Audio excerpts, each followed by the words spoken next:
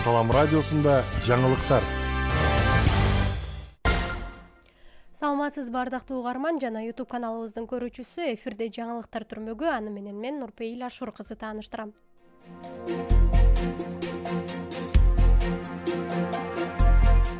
Бүгүн Кыргызстандын Баткен жана Өзбекстандын Фергана облустарынын жетекчилеринин биринчи орун басарлары баштаган топтун жолугушуусу болду.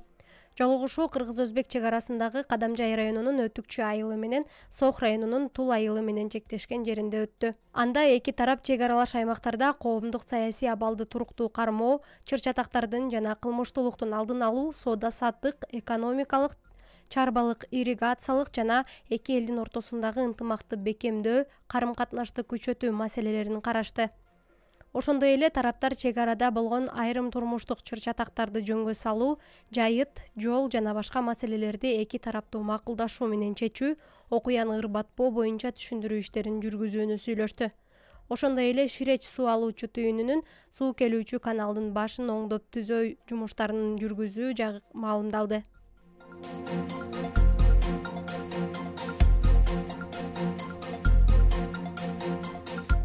Баткен шаардык мэриясы майрамдык иш-чараларды өткөрүүгө чектөө киргизди. Ага ылайык облустук, райондук, шаардык деңгээлдеги маданий оюн-зоок иш-чараларын өткөрүүгө чектөө салынып, ал 2023 жылдын 31 декабрына чейин күчүндө болот. Бул тууралуу шаар бийлигинин маалымат кызматынан кабарлашты. Мындай чечим кабыл алууга Тажикстандын сентябрь айындагы кол салуусунан 63 адам каза таап, 200дөн ашык киши жаракат алышы себеп болгон. Чектөө жаңы жыл 8 март аялдардын эл аралык күнү, Ноорус, акыркы коңгуроо, балдарды коргоо күнү, жеңиш күнү, эгемендүүлүк күнү жана башка кесиптик майрамдардын баарына тиешелүү.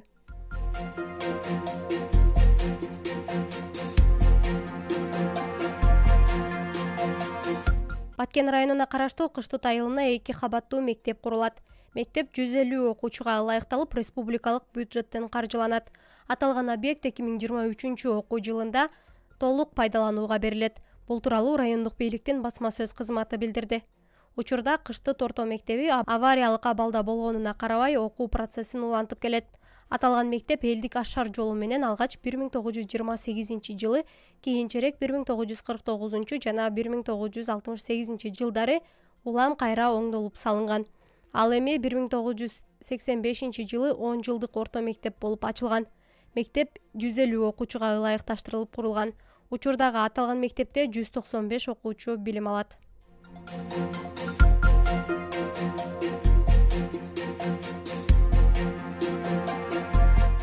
Кадамжай районунун Күлдү айылында үй өрттөндү. Бул тууралуу Өзгөчө кырдаалдар министрлигинен билдиришти.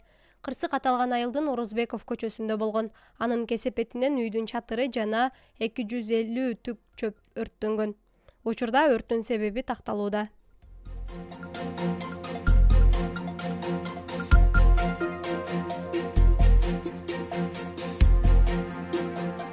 Баткенде бүгүндөн баштап папиллома вирусуна каршы эмдөө башталды. Бул тууралуу Республикалык иммунопрофилактика борборунун директору Гүлбара Ишенасыпова билдирди. Анын айтымында Баткенде аталган эмдөөнү алчу 21 миңден ашык адам бар. Белгилей кетсек, Кыргызстанда 11-14 жаштагы кыздарды эмдөө 14 ноябрда башталган. Жалпысынан 25 ноябрга карата республика боюнча 133 миңге жакын өспүрүм кыздар же топтун 55% эмдөөдөн өткөн. Дарыгерлер эмдөө коопсуз, натыйжалуу деп ишендиришет. Ал 2 жолу 6 айлык интервал менен киргизилет. Биринчи дозасы ноябрда, экинчиси май айында. Жалпысынан эмдөөгө өспүрүм кыздардын 90%дан кем эмесин камтуу пландаштырылууда. Бирок өспүрүм кыздардын айрым ата-энелери эмдөөдөн баш тарткан учурлар да кездешүүдө.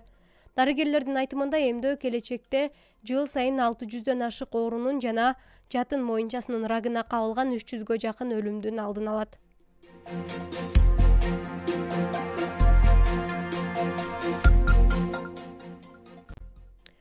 Күндүн маанилүү учурлары мына ушулар болду. Кайрадан эфир аркылуу амандашканча саламатта туруңуз. Салам радиосунда жаңылыктар.